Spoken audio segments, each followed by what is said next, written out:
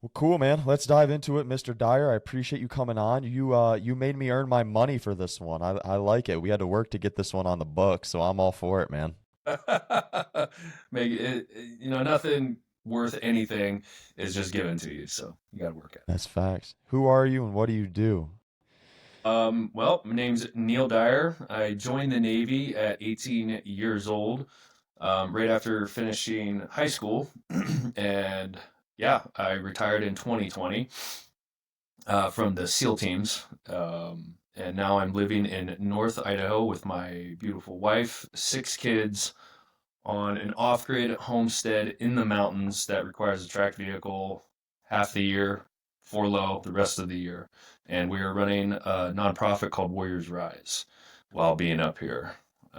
Warriors Rise's focus mission statement is to man, train, equip, and deploy individuals for special operations and or the like of high risk and austere mission sets. So faith-based organization that's bringing everything into full circle on what it means to be a warrior and warrior priest.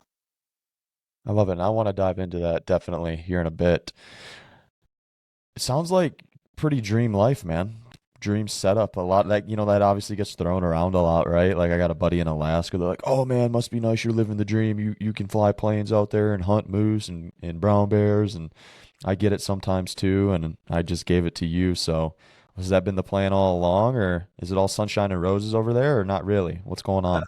Well, in the digital and YouTube and social media, yeah, sunshine and rainbows, unicorns just dancing around with Of leprechaun course, dreams, dude. of course, of course, of course. You can't have the sweet without the bitter.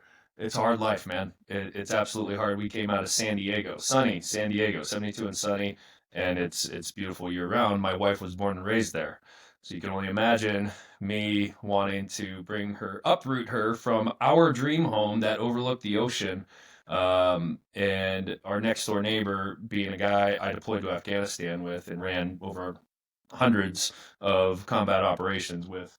That was living the dream as well. But divine intervention had us do otherwise.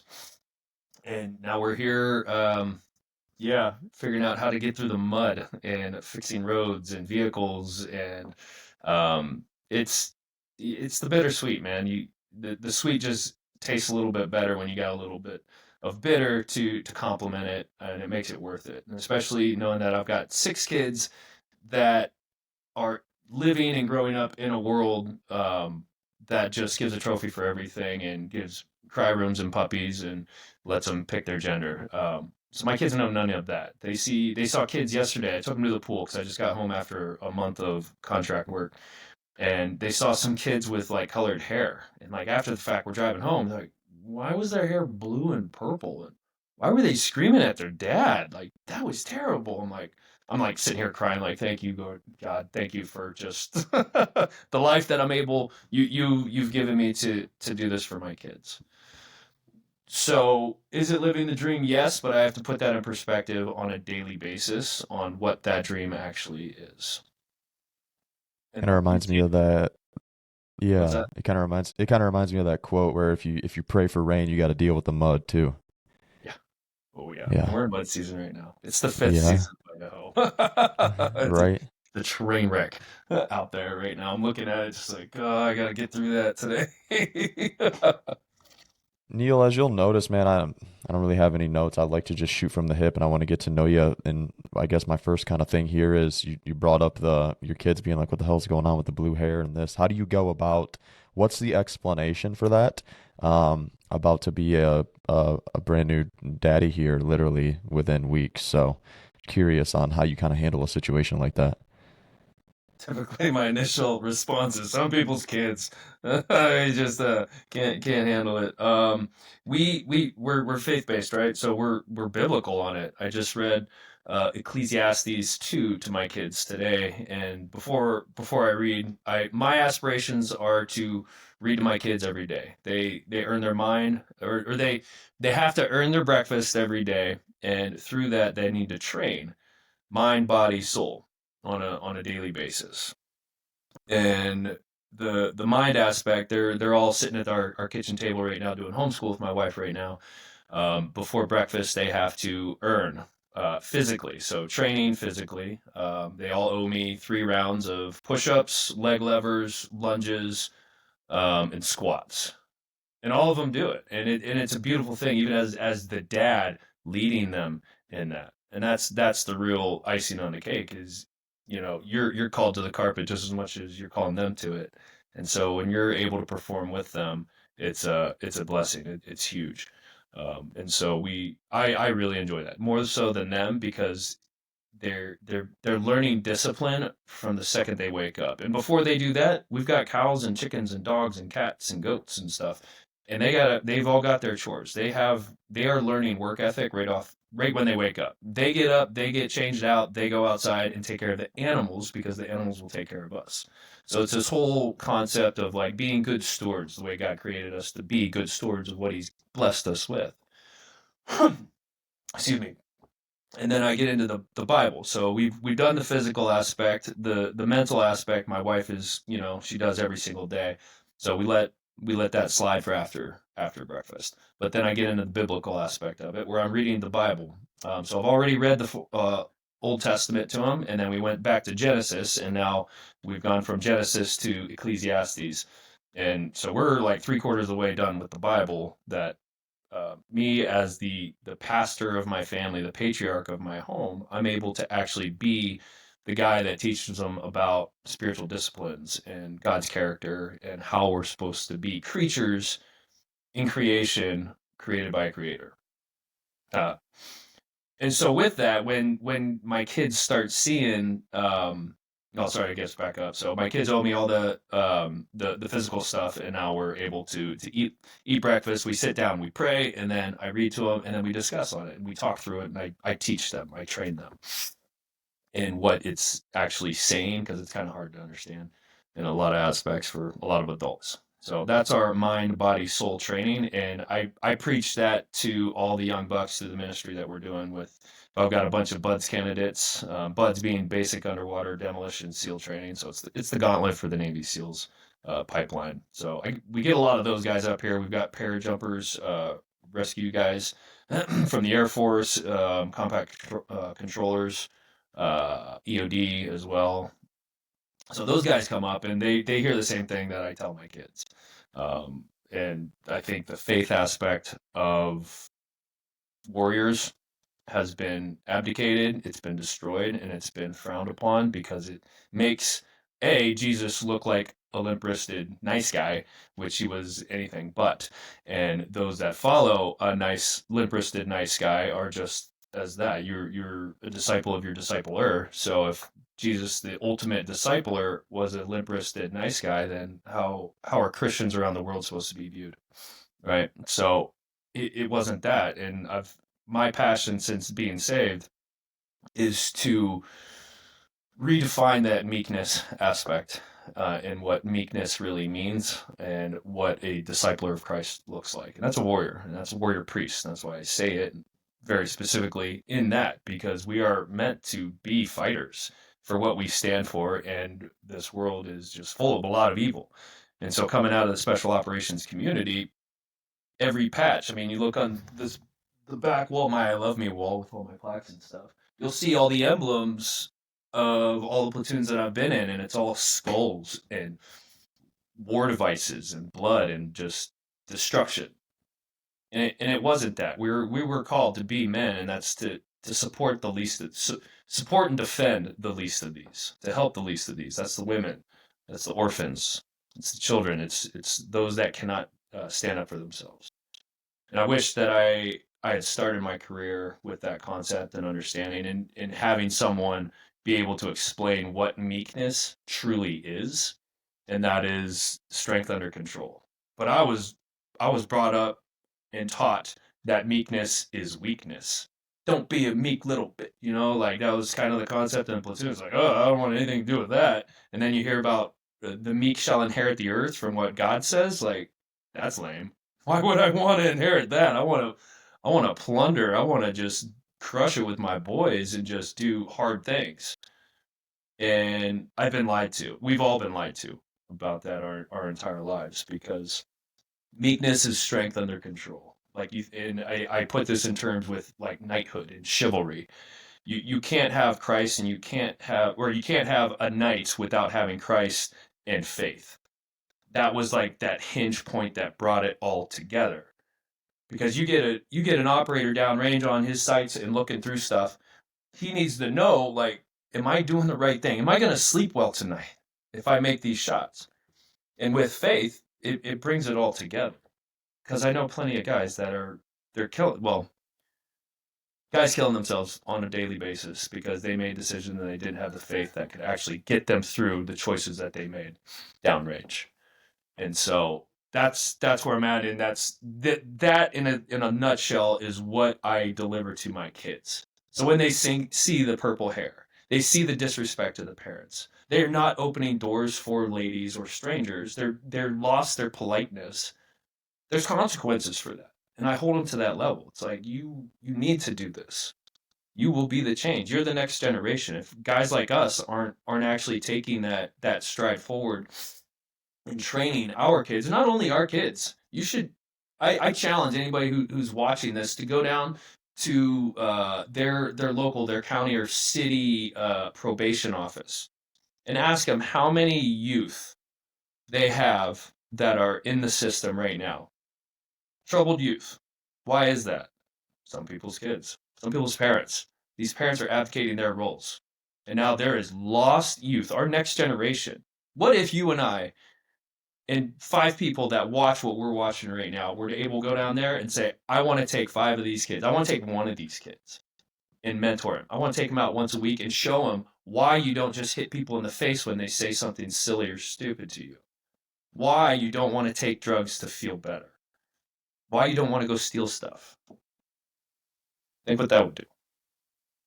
A lot So of that's good. that's where I'm building my kids out, is to have that concept and that understanding, to take charge and to take lead on where society is potentially going and how they can affect it, how they can affect it at levels that I don't think you and I really got when we were in youth. Were you raised in a faith-based household, or was this something that you found later on once you turned 18 and maybe had a couple of years under your belt in the teams? 2015, 32 years old.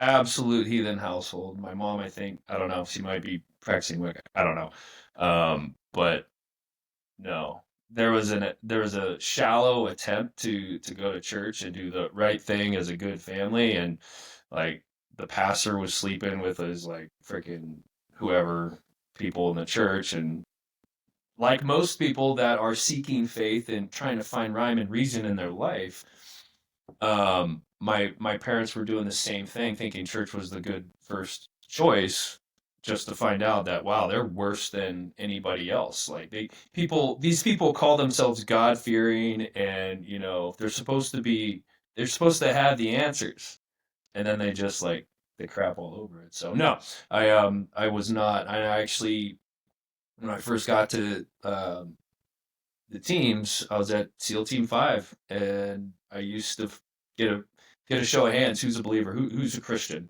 Who's got faith in God and Jesus? And I'd give them a bottle of whiskey, and I'd pound a whiskey bottle with them. I'd be like, cool. Now let's go over the berm and see who the man is, because I need to make sure that you're the right guy to be my two when we're making entry to a hot door. And that was the life I lived with my guys, with all the guys that were looking up to me, because I've been downrange and I've done the stuff, and that's what I held over their heads was fight me, and we'll see. We'll see who the man is, and then we can start working on you. And that was Tell me kind about 2015. of Why? man. It Hindsight's always 2020, right? So I could look back to like previous deployments, pre-military, as a child, protection under his wing. Like um, he's, I think, well, without getting into that, 2015 hit hard and fast. I was on my way back from Afghanistan. And my wife and I, I'd be cheating on my wife since we met, because it was work hard, play hard, and just don't crap where you eat. So enjoy it, man. Just rockstar lifestyle. And that was kind of the concept that a lot of military live, and then special operations, the guys that do live that out typically tend to do it a little bit harder and more aggressive. It's upwards of 90%, right? What's that? Isn't that what it is? I said the divorce rate's upwards of 90% for team guys, right? Yeah, I think very higher than close. that. Yeah. Yeah, could be. It's around there. So there I am. Like, she didn't know, but she knew, and we were just partying a lot as a married couple. Um, and then I'm coming back from Afghanistan. I screened for development group, which is Team Six. So I was coming back from Afghanistan early because I had gotten accepted and I was on my way. So typically they'll bring guys back so they can train and get ready for the gauntlet, the S&T course. um, and so I talked to my wife and it's like, hey, I'm accepted. They want me to like come back soon, and then I train, and then I go out, and then we move to the East Coast. Yay! She's like, cool. Good luck. I was like, Anholt, what does that mean? This good luck thing? It's like, good luck for us. Like, this is gonna be awesome. We're doing this together, right? She's like, nah, not a chance. You're gonna go do this alone. So I had a real like problem with that, and luckily my command master chief Jody McIntyre, who is a legend at one of the squadrons at Dev Group, sat me down, and his bits of wisdom were like, Neil, I've I'm on my second marriage.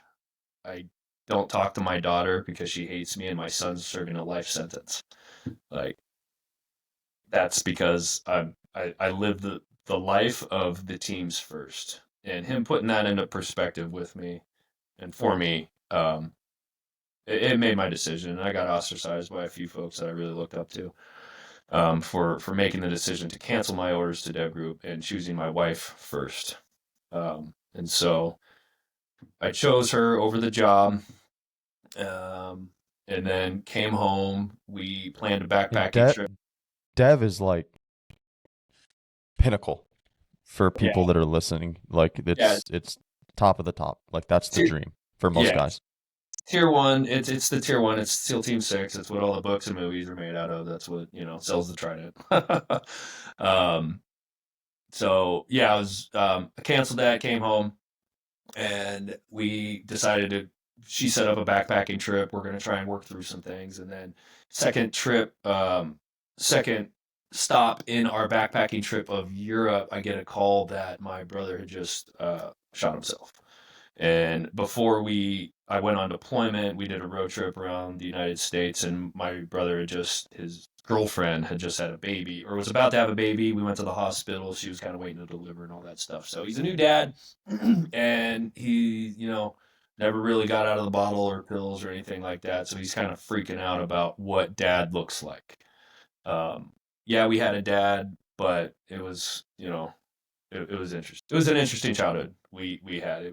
Not like we got beat or abused or anything like that, but he was in his smoking weed and drinking beer and working hard and just partying it up. He worked hard and he played harder, kind of thing. But so that's all we really knew. So that's all we did was play hard because we didn't really learn how to work hard.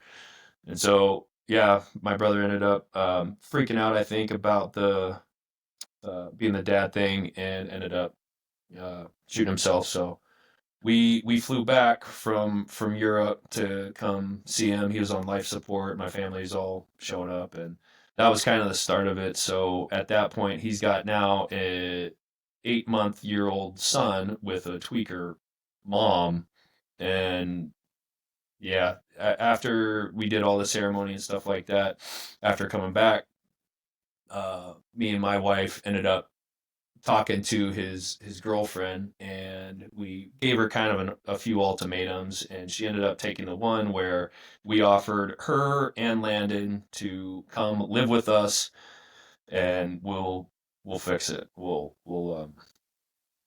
help do what we can. So we brought them both back to our home. She took that option, which was probably the best for her compared to the other two options I gave her.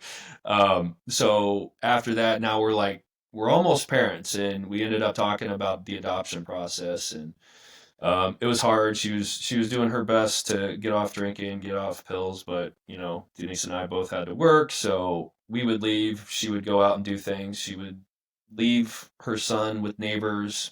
Didn't know him at all. She'd just do it and go get hammered, and she'd do a bunch of terrible things to the level of it's time to adopt. So me and Denise ended up going through the Navy SEAL Foundation, which kudos, blessings to Navy SEAL Foundation. If anybody wants to donate to a nonprofit that really helps operators, not just team guys, but SWIC and uh, support as well. They do it and they crush it. So they assisted us in a huge way, getting us lawyers and paying for fees to adopt him. And um, yeah, we ended up adopting him. She didn't last much longer after that because she couldn't help herself. She didn't want to help herself. So she moved on back to New Mexico. And now here me and Denisa are zero to parents, like no clue what to do. I'm teaching my son the frogman toast, which if you guys have ever seen the Marcus Luttrell video, I forgot the name of it. They did the frogman toast, and I was teaching my son that, and yeah, that was the expectation. Like, well, I want to be a frogman, so let's go, let's do this. I'm in my prime of frogging up, so um, my wife, coming from a Christian household, decides, well, I'm mom. I don't know how to do it. I'm going to go to the church and figure it out. So I'm going to start going to church. I'm like, cool. You can go to church with Landon. That's fine. I'll be at the drop zone jumping every Sunday because that's my church. And that lasted maybe like 2 months until I was like, fine, I'll start going because nobody else was jumping with me. So ended up starting to go to church. And then I get orders to a command where I get the opportunity to, and nobody gets this opportunity, not in the teams, not the way this happened. Um, Me and three other guys got the opportunity to go to Israel for 30 days because we were doing a bunch of test and evaluation, research and development, and new tactics and procedures of the maritime environment. And so we went to go hang out in Israel for 30 days, where we literally did 2 days worth of work a week. And the rest of it was like, now what do we do with our hands? I don't know. That was the only trip in my entire career that I decided to stay sober, not go out partying, not go out doing just debauchery and forgetting the entire trip. I figured, well, it seems that this place, Israel, is kind of historical. A lot happened here or something. So maybe I should learn a little about this. I found myself crying in sobriety more than I ever have in my adult life, and I didn't know why. I watched The Passion for the first time while out there. It really like painted the picture for what was going on, what this Jesus guy was all about, and I walked it. I walked every place that I knew of because the guys that I were with, weirdly enough, by coincidence, were all believers. And they were tickled to death. They were peeing their pants. They were excited as all get out. Like, Neil, do you know where we're standing right now? Like, holy, wow. Like, they were freaking out. It's like started making me excited. Like, I don't know. Tell me about it. Like, what happened here? I kind of want to know. And then, it's unexplainable things that you can't explain because you're in a place that significant, significant value is where you're at, and getting to learn that story standing there in it is just it's unbelievable. And so we did 30 days of that. Um, and it was amazing. We did amazing things for the community. We did amazing things for the maritime environment and what we were assisting with and what we were bringing back. And then more so than anything, like I came back with like this new sense of something spiritually that I couldn't put my finger on. And I come back home, and Denisa, I'm still I haven't made this conversion yet. I just know all these weird things are happening. I'm getting hot and sweaty when I'm going to church with my wife. I'm like, guys, like, we should hang out, we should fellowship. I'm like, no, we shouldn't. I'm not into that. Like, you're a nice guy. I'm not a nice guy. Sorry.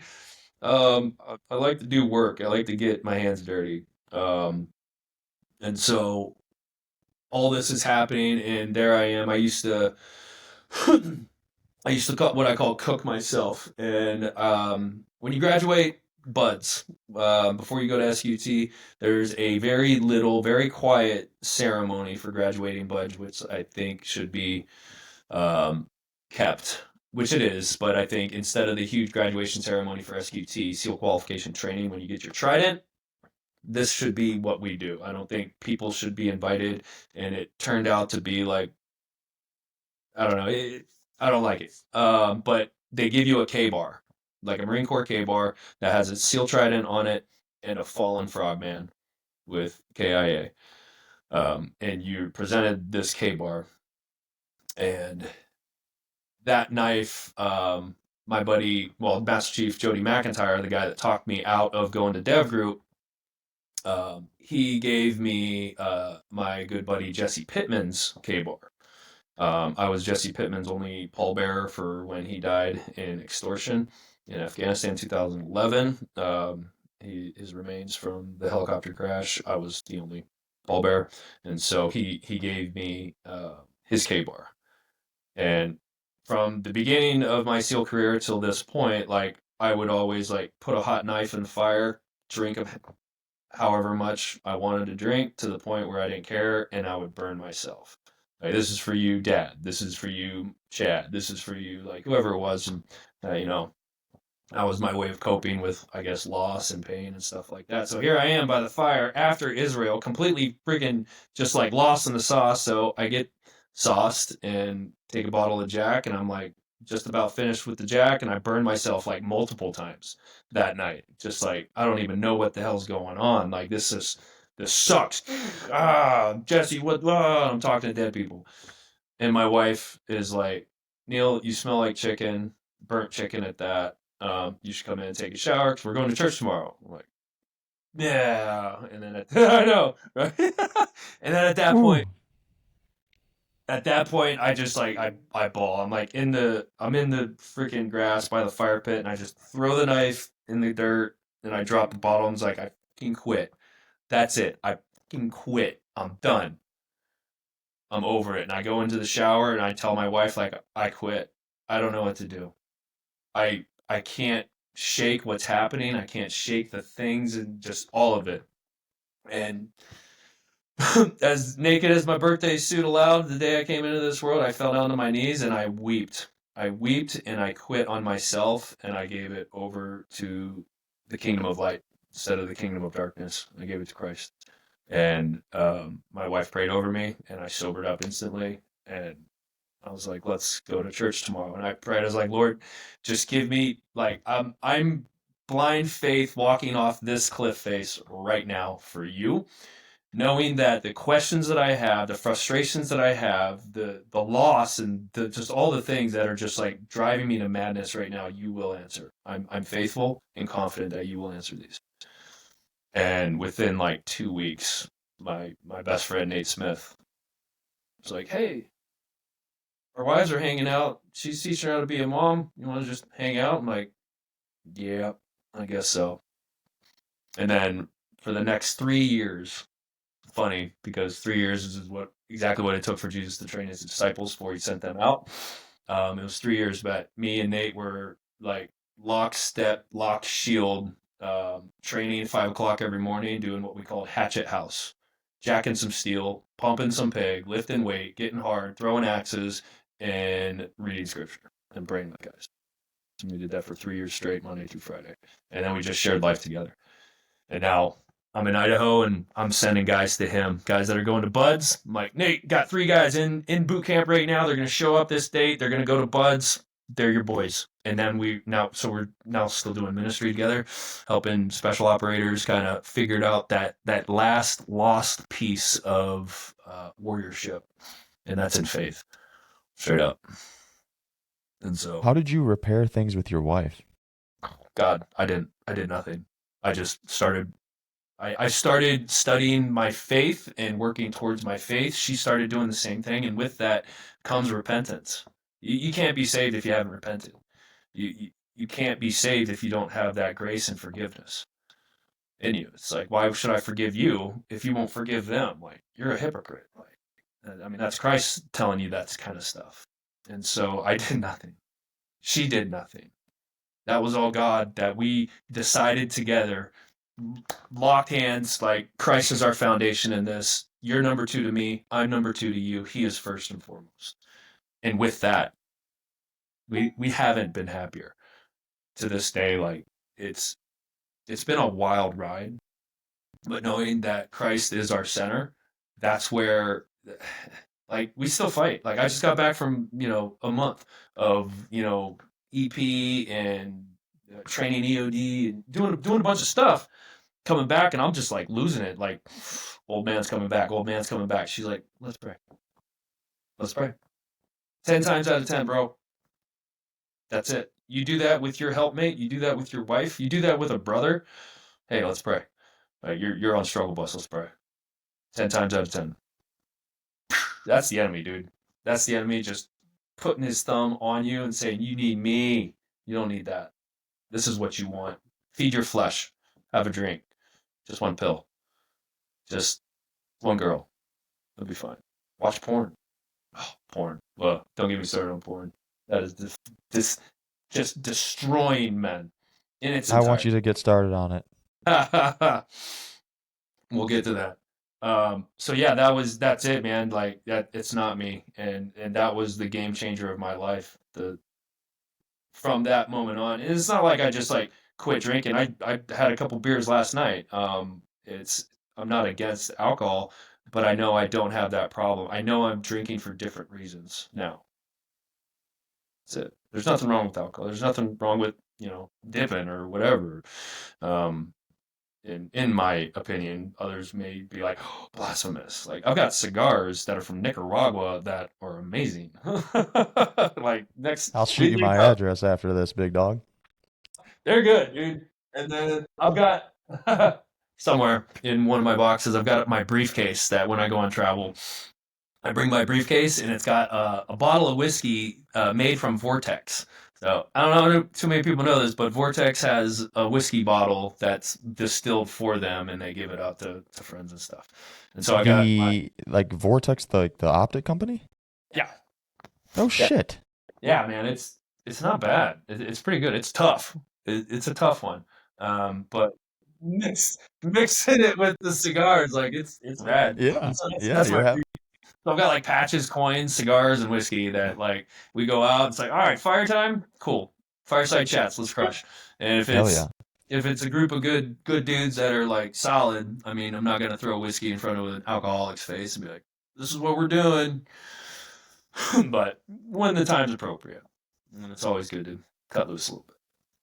And so, yeah, and so that's kind of like the testimony of where I was as, the Viking heathen operator to, my aspirations of being a warrior priest and teaching that, because I mean, I'm in my 40s now. I'm not getting younger, so I think my teachability of training guys is growing stronger, where, my run to swim times are a little bit slower, but I'm still hand cleaning 225, so I'm good with that. I can't give you a hall pass on the porn thing.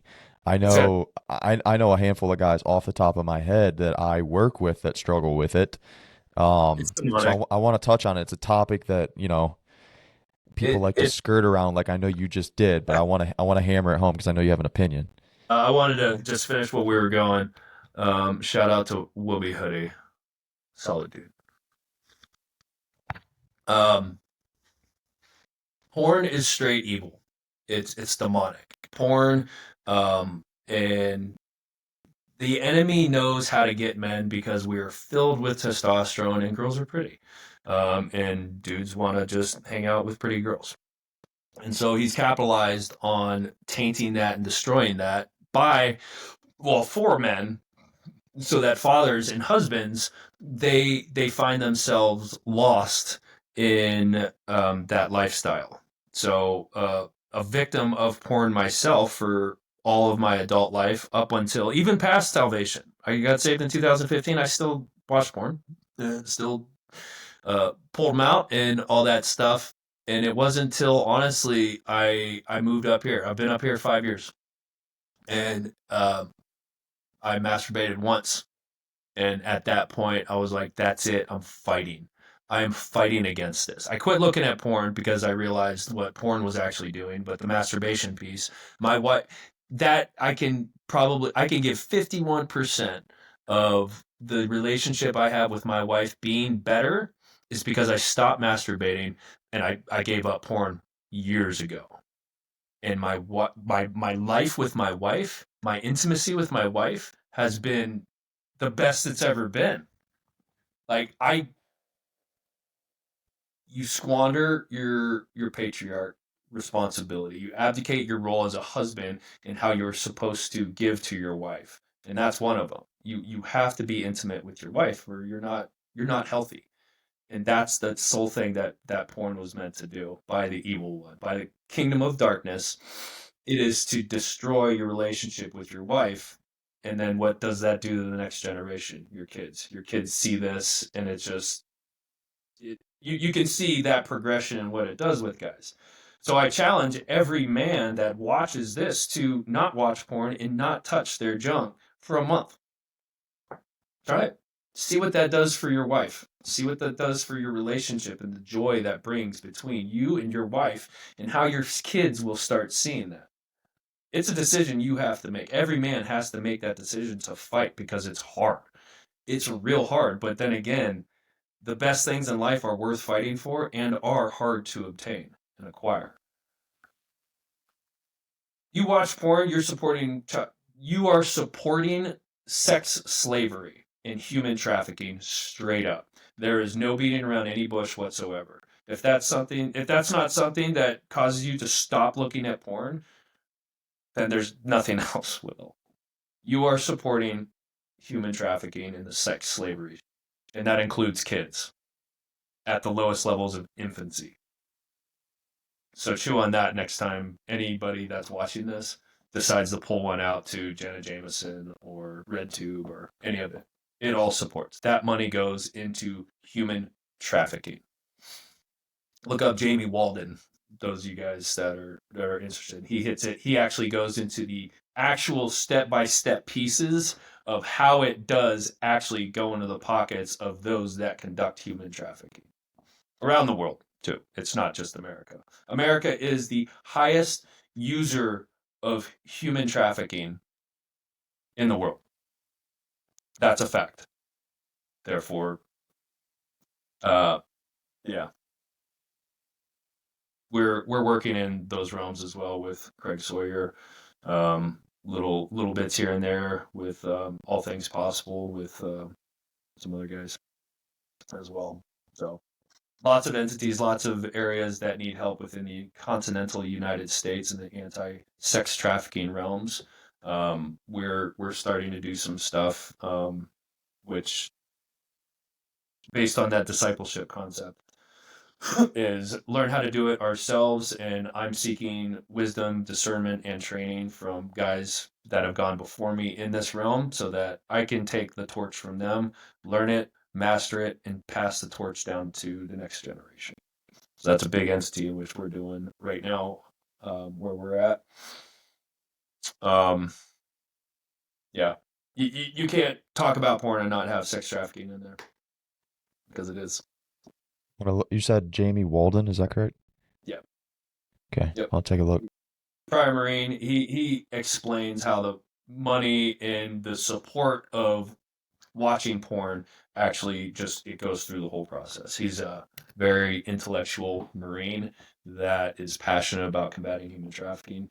Um, he came up here a couple months ago. We're starting to do a resiliency weekend retreat up here at Boulder Creek, where the last one we did was actually the first one, and we just had a really good time. So we're going to start doing more of it, where we did like a podcast footage where we all share the footage. Right now, Craig Sawyer kind of let it out, and so he's got all the footage. He's going through it right now. If you're familiar with Craig Sawyer, he runs Veterans for Child Rescue. So he came out and then he invited Jamie Walden, Thomas Gentile, that handles all the aftermath. Well, Thomas, he's affiliated with a few entities in anti-trafficking, but he does the preparatory stuff, like goes to schools and talks about it, awareness, gets it through communities and stuff like that. He kicks in doors overseas. He's training folks here stateside. And then Doc Chambers and his cowboy crew, they all showed up with muddy truck and all cowboy hats. It was rad. But You mind if we do some reflection time really quick? love it. Is there anything, and it can't be the infidelity that you kind of already touched on, is there anything about your military career that you regret?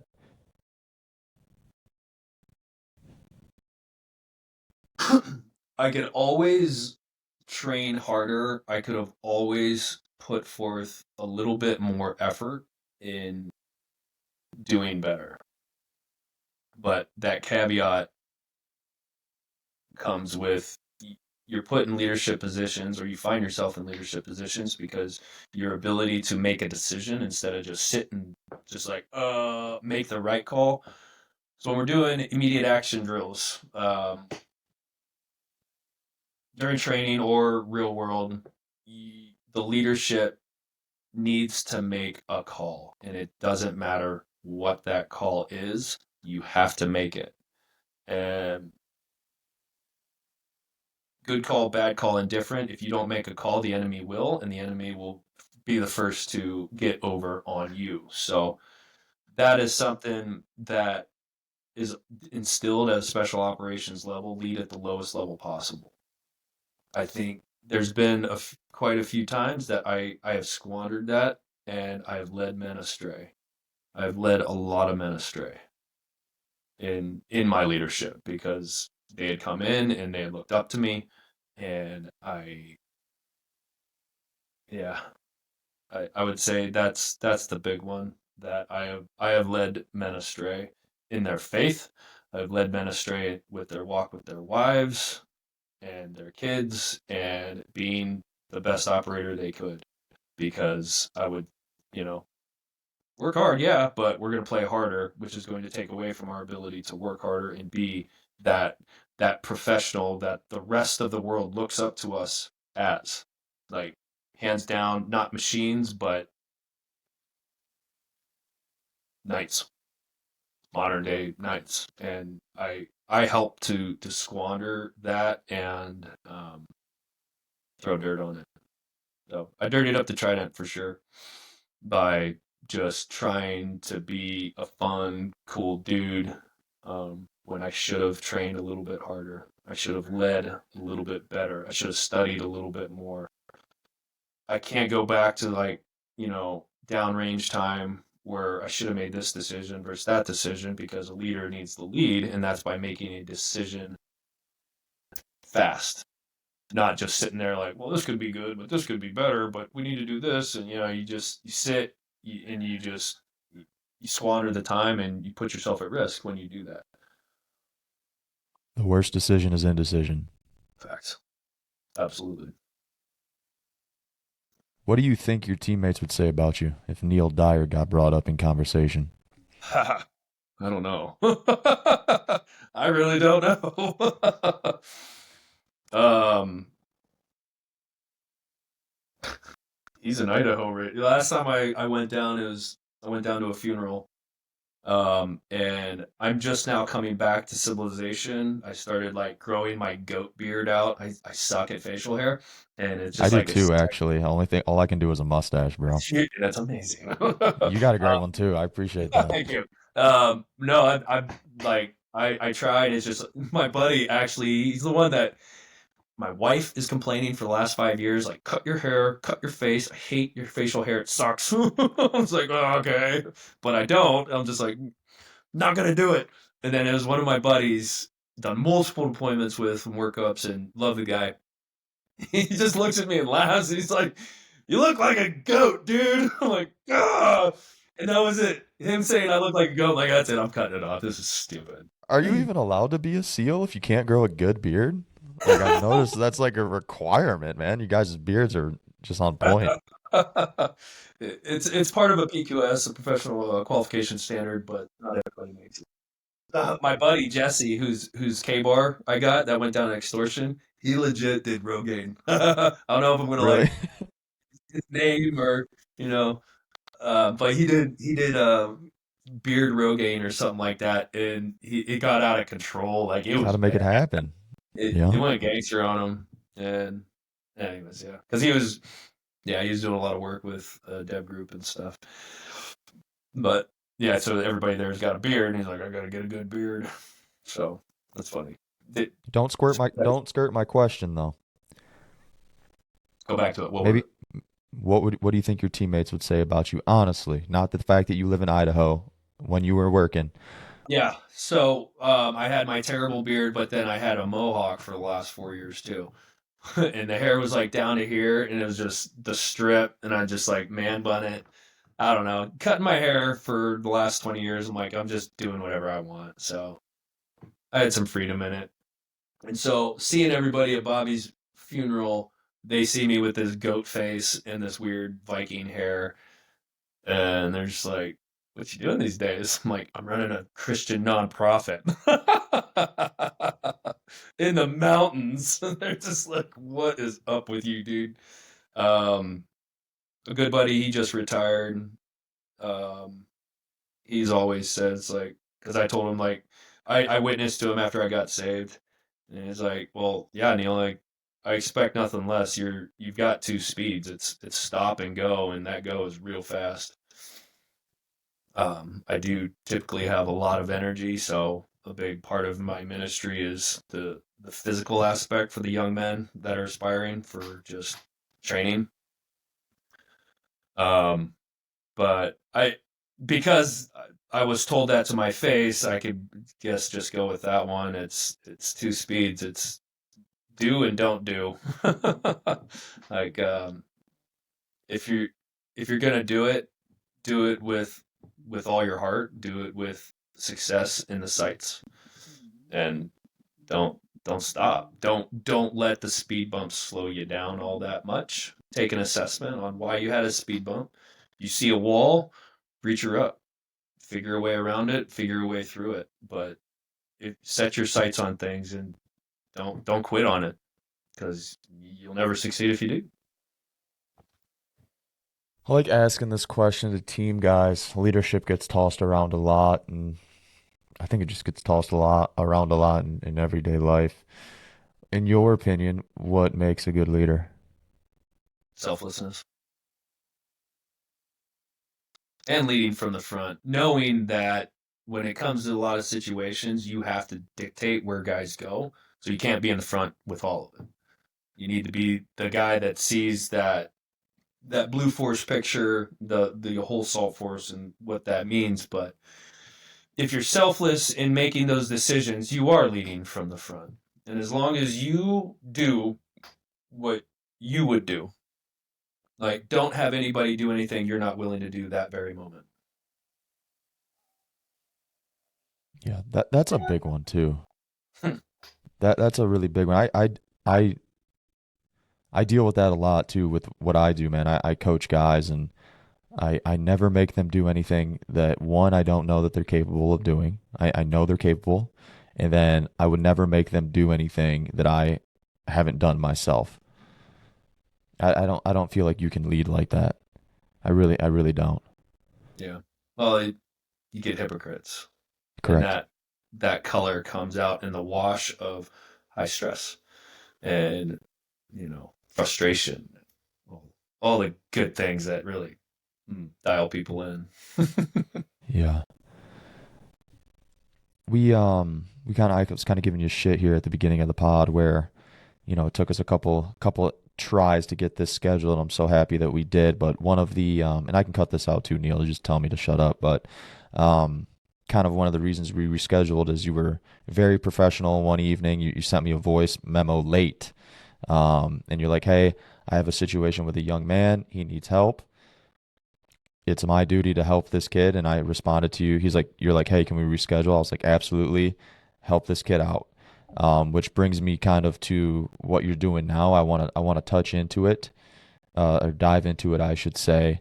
Explain what Warriors Rise is and all the you're having a big impact on these young men who are really trying to do good, and the mentorship that it sounds like you provide is top tier. So I'm just gonna kind of leave it very open ended, and I'd love you to touch on it.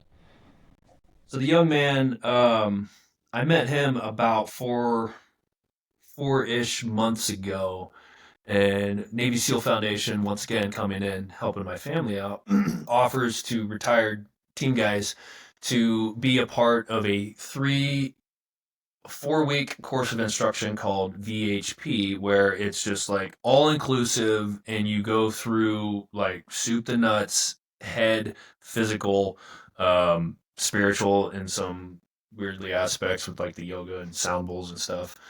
But they're looking after the operator to rebuild them and refit them.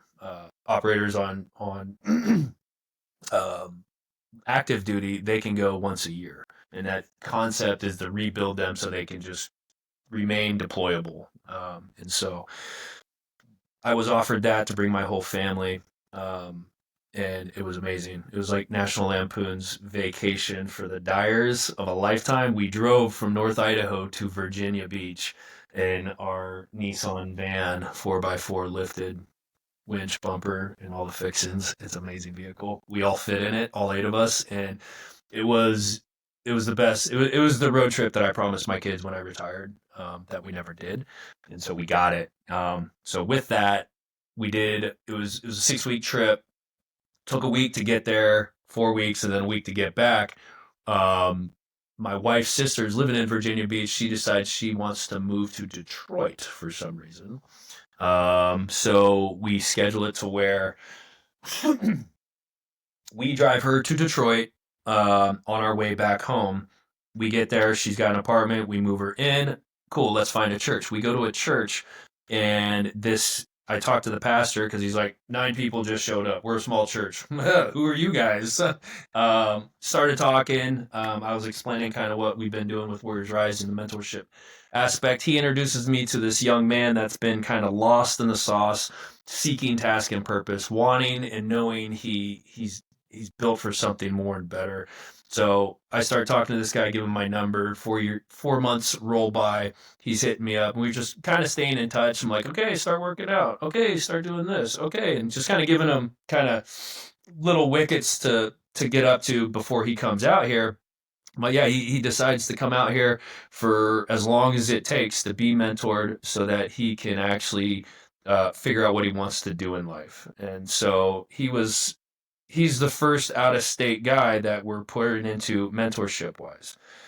And so yeah, the we rescheduled because I came back from my first contract gig, and he had been hitting me up the last couple days of it, and so I needed to link up with him and spend a good solid day and evening, with him, and just kind of talk him through some stuff because he struggles severely with PTS and TBI.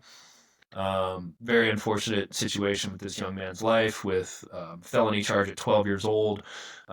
He's holding on to that one. Went to jail as a 12-year-old, hearing kids get raped nightly for over a year, getting beat up by all the gangbangers that were in there. So he's got TBI from that, and obviously PTS. He went into the EMS field, and now he sleeps maybe 2 hours a night.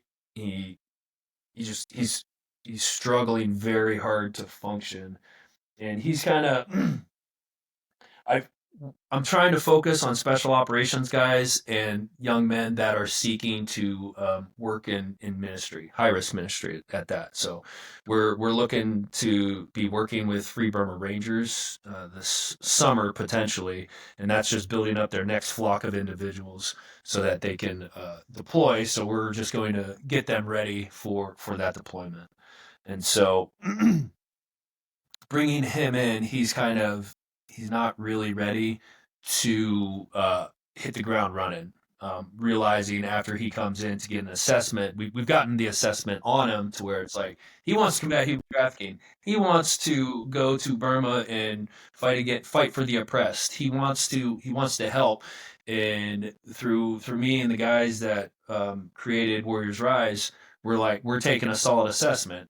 on everybody that comes through questions, a questionnaire, an interview, and now we'll put him out in the gauntlet. We'll give him some heavy logs, get him wet and sandy, and see what he does. See how mad he gets, and who he's mad at, and whose fault it is. Little things like that. And then we sit them down and we're like, all right, course correction. This is what you want, but this is actually based on our experiences. This is what you need. And we're going to help you through it. So we've got a good plan ahead for him on getting him HBOT therapy down through Mission 43, which is, I What think the is that, Albert, Neil? what's that? What is HBOT therapy? Hyperbaric oxygen therapy. It's a chamber. So we call it chamber rides. For anytime you get like a diving related injury, AGE, or you get bent, you got to go down to pressure and stabilize all that stuff to get it back to the size it needs, so you get the blood flow. Blah blah blah.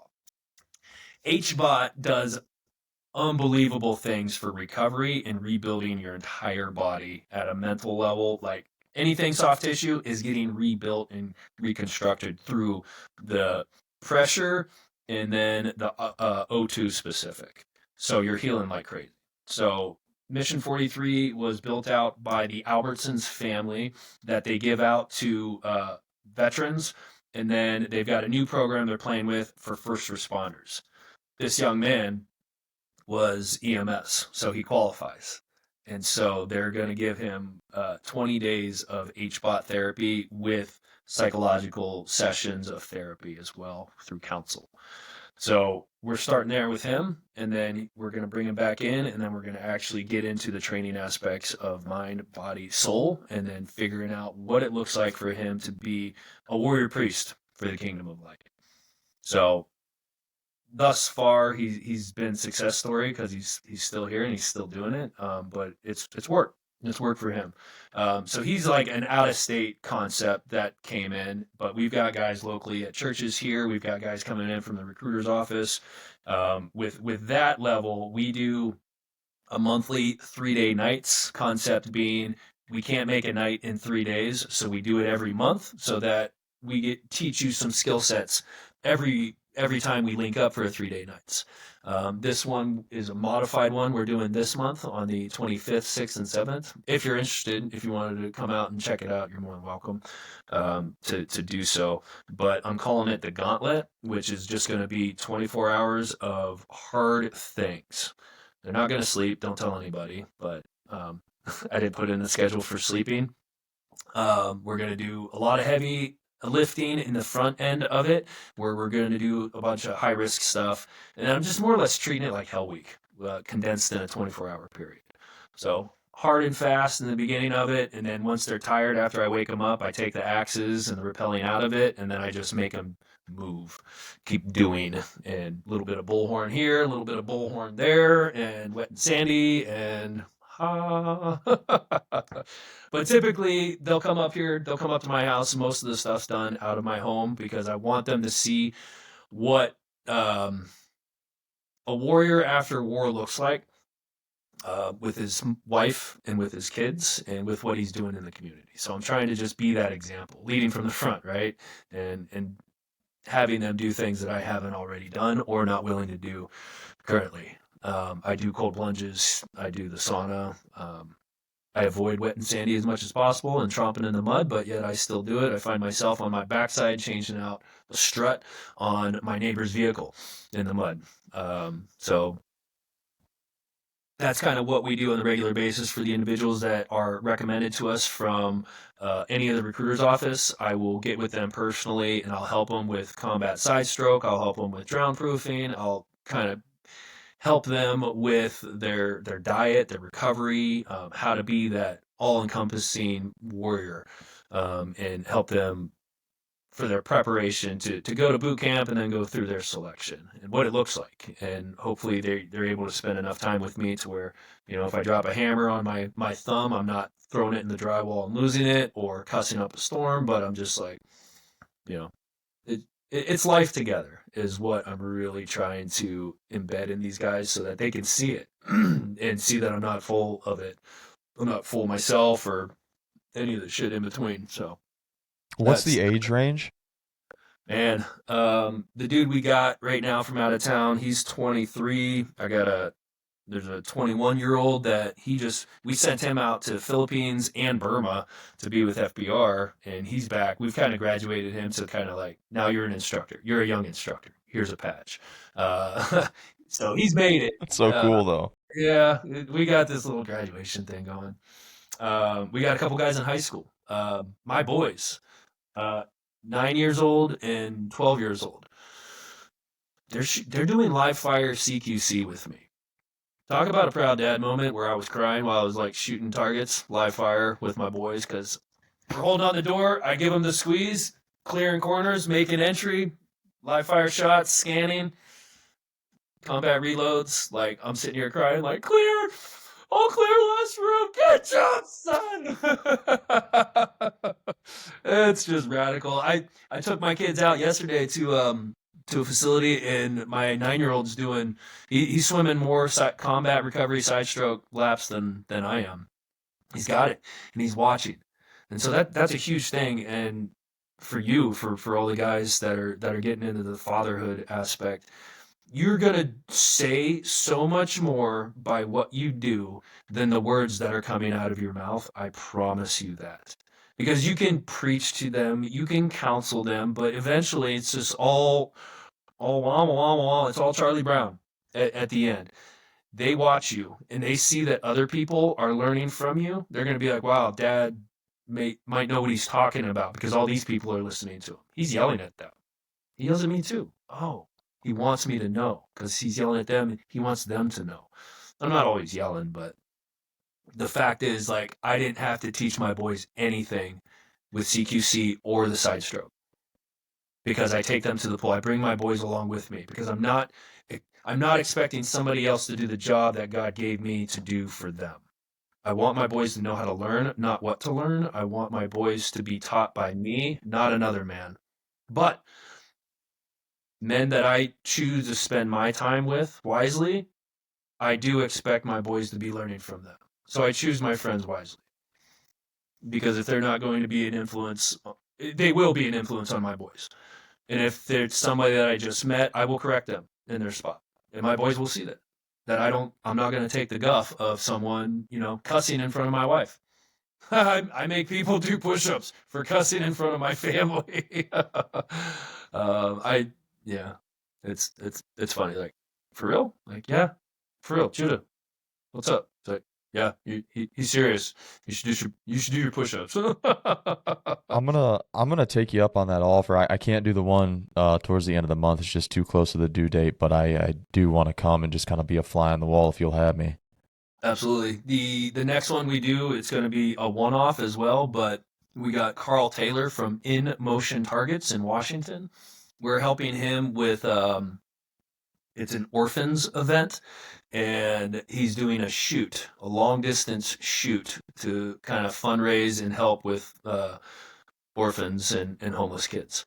And so we're going to do that for the front end of it, and then the back end, he's going to train up the Warriors Rise crew on long distance shooting. So I'm gonna have like high school students and kids from like Boise coming up, and that'll be cool because we're still going to do all the Warriors Rise concepts with fireside chats and the mentorship piece, but our training that we're going to cover down on is going to be long distance shooting. Do And you do you deal with a lot of egos? These young men coming in with egos, maybe thinking their shit doesn't stink. briefly, Briefly, of course, of course. Yeah, we correct that. Right, ooh, right. how big you are! Wow.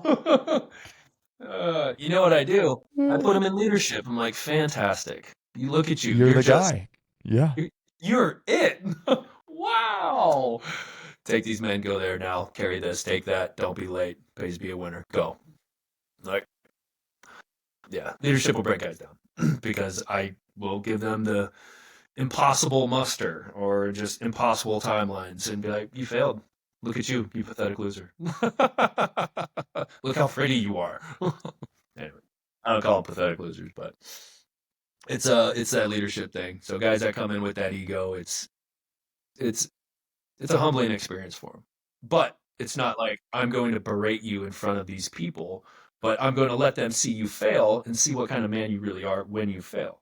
And that was the biggest thing that I would tell guys, because when I retired out of the teams, I was the leading chief petty officer of first phase of Buds. So I ran Buds first phase with my cadre of first phase cadre, and then all the students as well.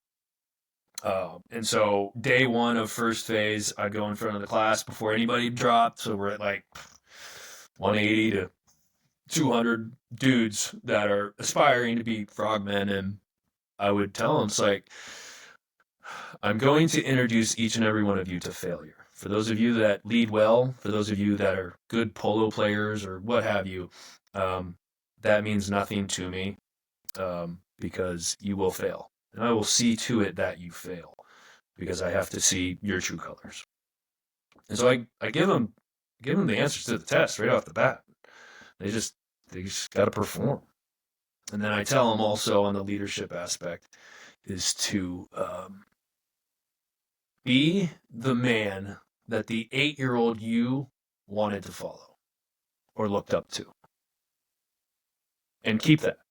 Don't lose it, because we will, through experiences, that's why biblically it says nothing. There's nothing like childlike faith, because we haven't had the world to taint us and give us wisdom or secular knowledge and all that stuff. Like we lose faith as we get older, and then towards the later years of our life, it's like faith gets a little bit stronger because it's like, oh man, I get it now. Oh, I understand that, but I'm still confused on this.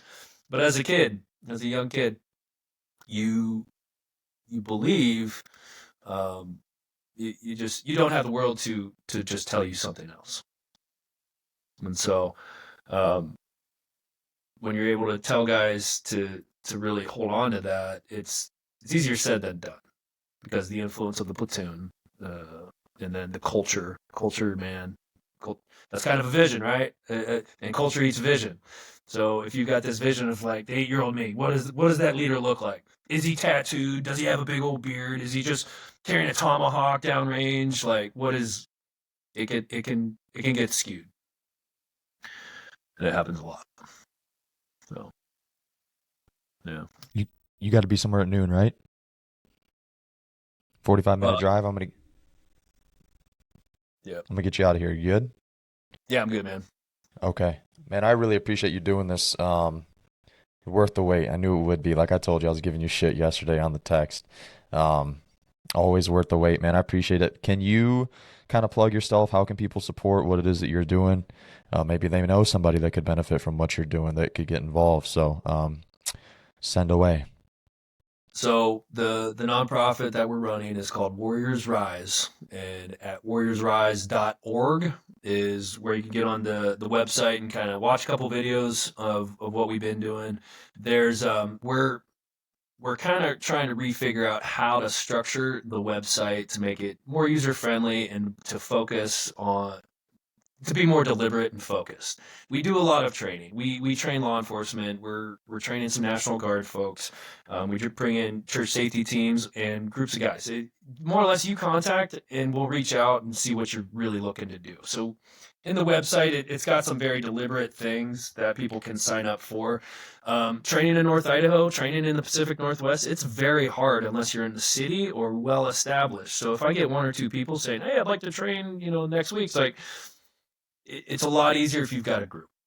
And because most cases, if you wanted to train that weekend, like, I'm sorry, I can't put in the effort to train 4 people.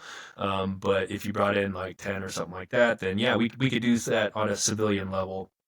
For the young men that want to jump in and be a part of 3-day nights, we've got the questionnaire on there, and you can reach out to us. That's our nonprofit, that we give that training out because we care about the next generation. We are a nonprofit and it's just starting, so it's there's no money in nonprofits initially. So Hint, uh, non-profit. uh, uh, yep. So anybody that supports anything that we're talking about, this is the this is what is being delivered to these young men with skill sets that they can carry on for the rest of their lives and train up to other people. And it's it's that concept of knighthood, chivalry, warrior priesthood, in which we really push into. And so any donations toward that is on the donate button on the website is highly appreciated. It is tax exempt, so at the end of the year you get the little tax creditation stuff that we'll send out. But yeah, we're just kind of starting up. We're getting our feet wet in all of this.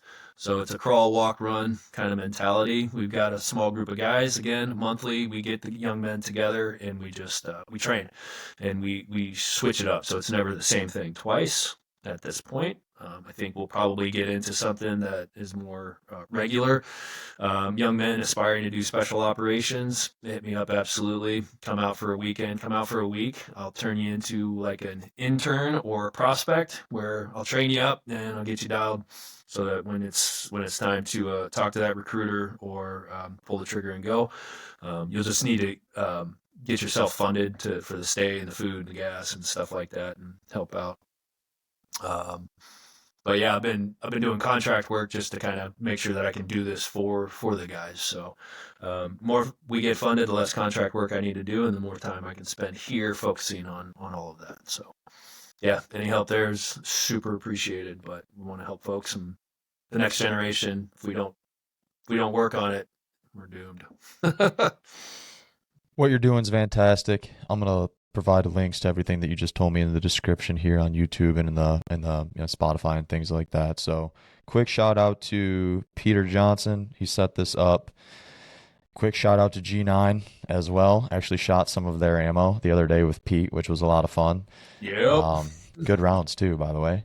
Oh, they're amazing. So yeah, shout out Pete. I don't know if Pete knows or not, but he kind of serves as a little bit of a mentor to me, and I really appreciate the time that I get to spend with him. He's great at.